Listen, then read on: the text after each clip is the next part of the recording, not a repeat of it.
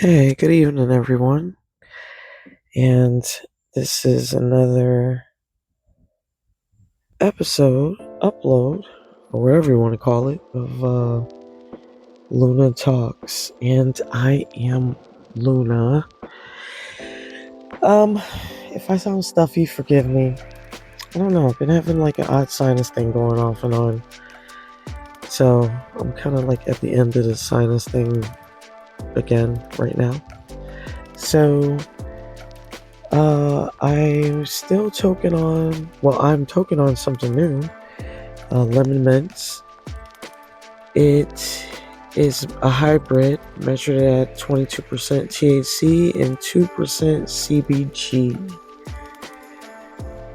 Predominant terpenes are limonene and I still butcher this no matter how much I know how to say it. Carfiphyllene and pinene. Oh my goodness. So yes, this is a hybrid. It is indica leaning, and it's a cross between Kush Mints with lemon meringue pie. So for me, in general use, this is definitely on a higher end of the THC spectrum for me. And it smokes pretty smooth. It definitely sneaks up on you just a little bit, which is fine, but it's a really good strain. It's solid. It's solid. It's not overwhelming. That's the thing that I appreciated. That I appreciate about it. It's not overwhelming. So, but yes, I am on the road for work, and I am trying to wind down on this night, this balmy hot Florida night. And I'm outside, trying out this lemon mints. And I started watching some of the old Cosby episodes that are loaded up on YouTube. And it just started bringing back lots of memories, even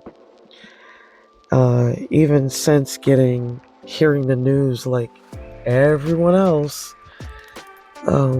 It was pretty shocking. And then it just kind of connected a little bit further for me. And I say that because I used to work for kind of up and coming mattress company back in, what was it, 2017? Yeah, something like that. And they were one of the few employers that I've ever had that would allow for, everyone to bring in their pet. So if you had a dog or whatever, and your dog understood how to behave, then no big deal. Bring your dog to work. So before I knew it, I started bringing my dog, who I always tell people he adopted me. He definitely picked me because I was not looking for a dog at that time. But I adopted him from Atlanta Humane Society back in 2013. And Jay was his name, and he was a lab pit mix. So definitely pit bull face, pit bull body and Labrador face, in my opinion. So, but he definitely has the best of both traits. Just was always a super loyal dog. And even adopting a dog, because I haven't really done that. Even adopting him was a lot, because when I first brought him home, he was, terrified to come out of the crate. I mean, I would try to lure him out of the crate with his bowl of food, and he wouldn't do it.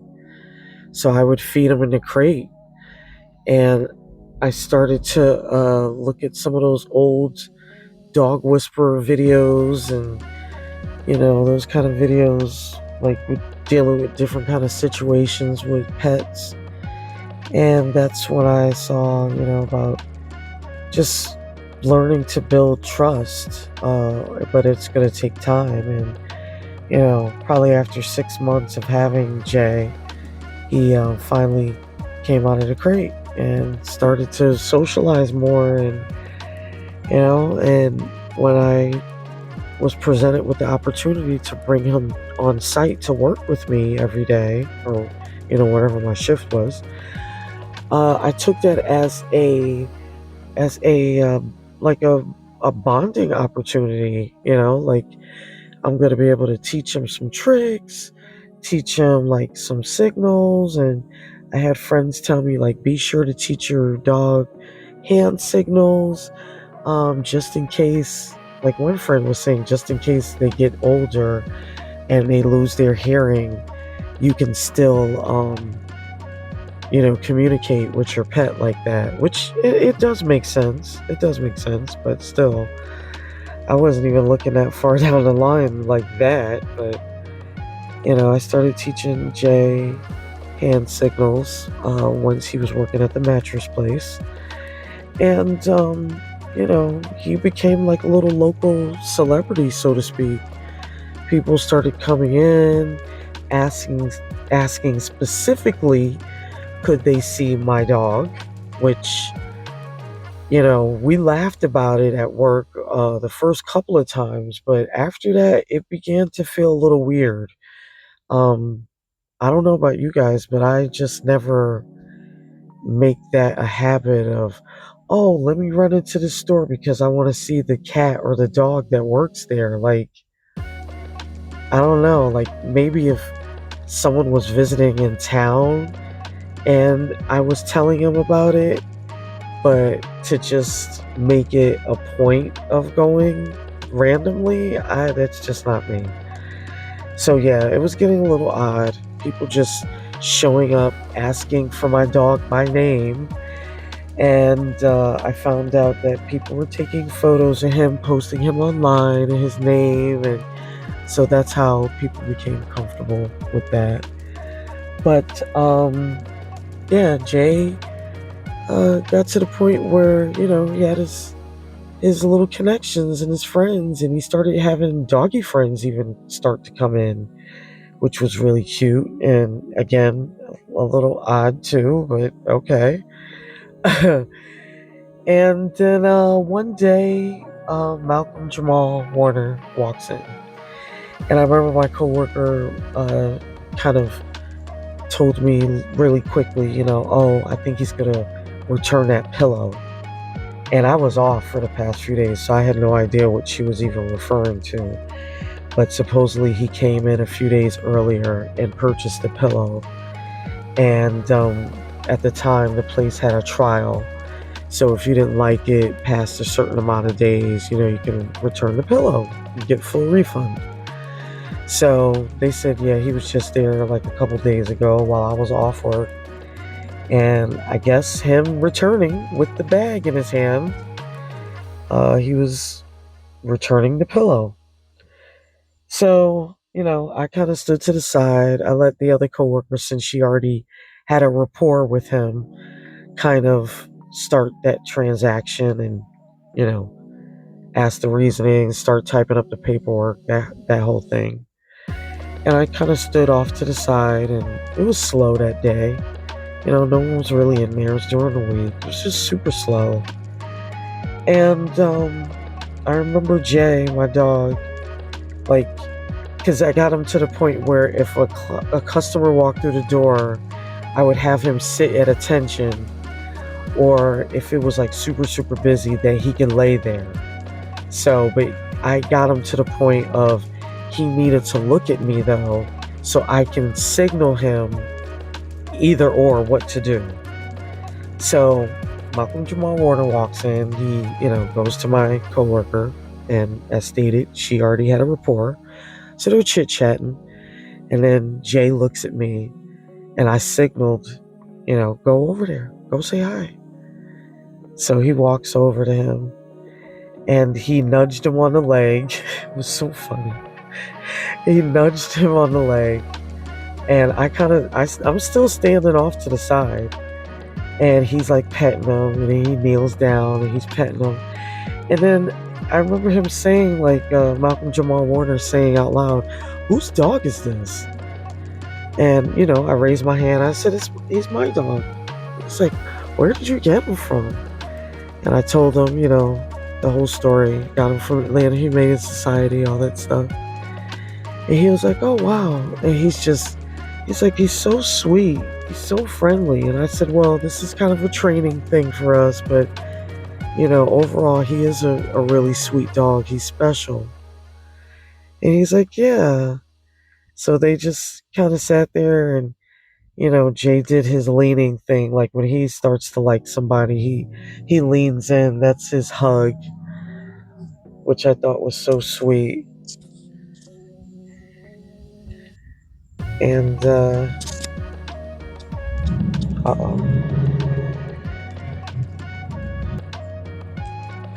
Well, it looks like wherever I'm staying at, thankfully, this neighborhood was smart enough to put speed bumps in.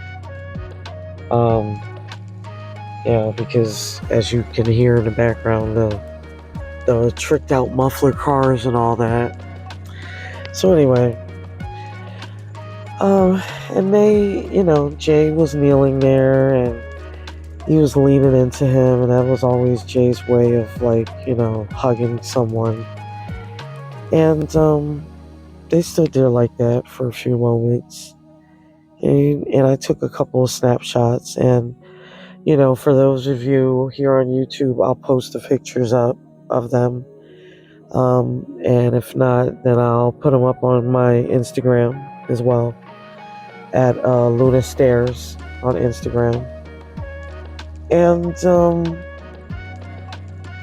he was fine with me taking a photo, and they just hung out and snuggled up, and he was talking to him, and and when I heard the news last week, it just brought back those memories, because I hadn't really given a public send-off to my dog, Jae-sung. He passed January 3rd, 2024. He was fighting kind of like doggy leukemia for the past 2 years. And, of course, the vets wanted to do, like chemo. They have the same kind of chemo they have for people on dogs.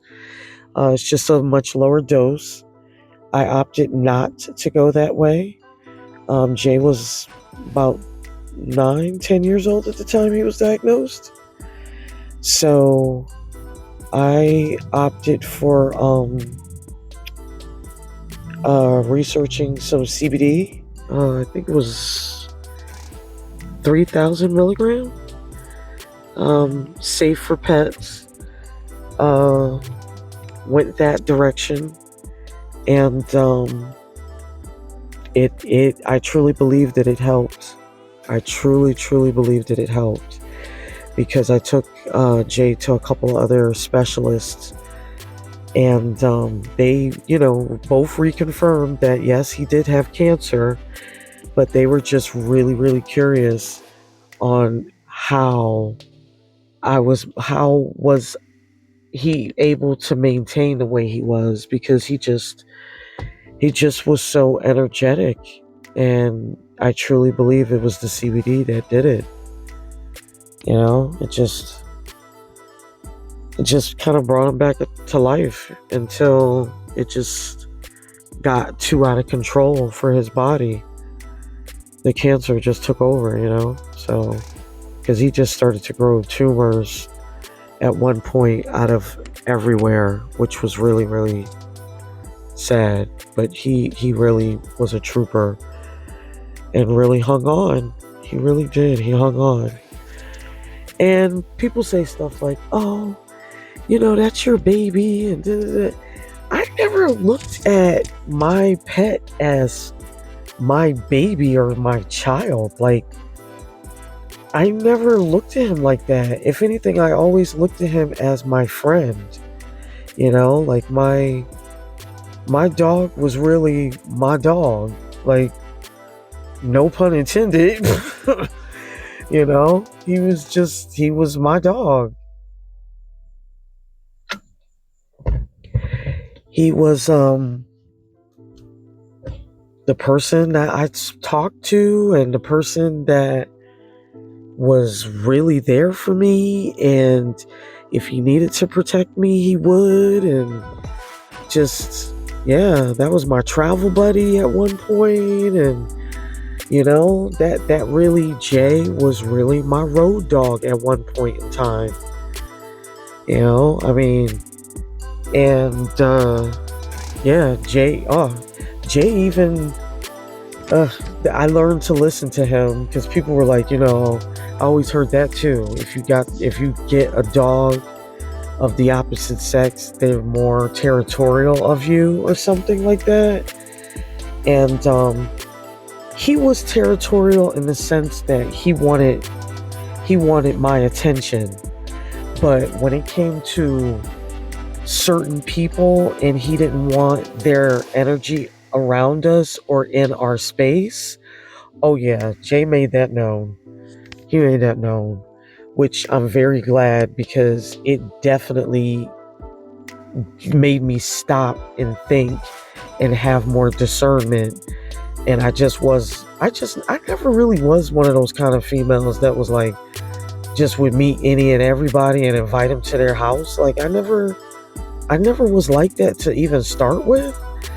But I don't know. My friend was like trying to convince me to like get more out there and all this stuff. And it just doesn't work for me like that, But Jay reinforced a lot of that too.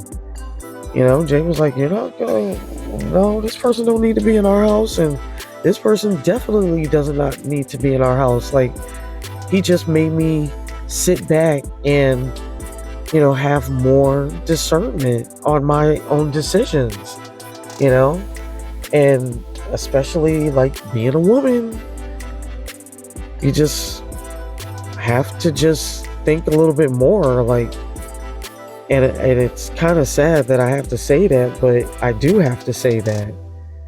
I mean, I was just watching some news report last week talking about 85% of all crimes are committed by men. That's kind of scary, especially when men aren't even the dominant population. Females are.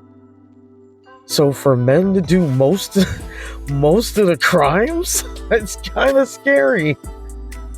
But I believe it. I mean, sorry guys, but I mean, I know some really good guys that are all about like protecting themselves and protecting females if they need it, kind of thing. But yeah, I kind of believe the stats though on the regular. So, but yeah, Jay definitely was there, you know. Uh, one dude thought he was gonna get loud and all this stuff in my house. Jay was like, "No, you're not, sir. Gotta go." Like, that dog just didn't play that. That's why I said he had the best of both worlds, pit bull and lab, because both of those breeds are protective.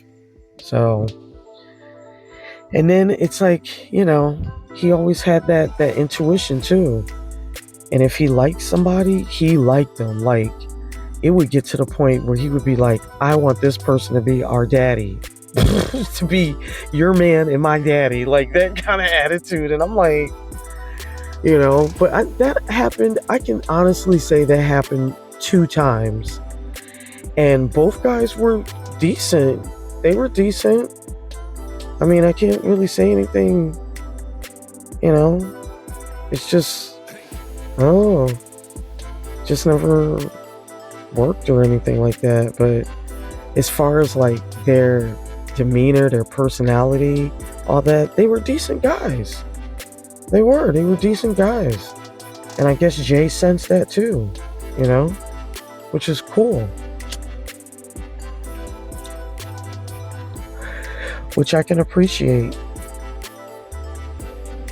But yeah, that whole Malcolm Jamal-Warner passing, it's just it's so sad. I mean, it is. It's so sad. And just to like know that my my road dog, out there in the spirit world is out there, and hopefully he's greeting Malcolm on his transition over.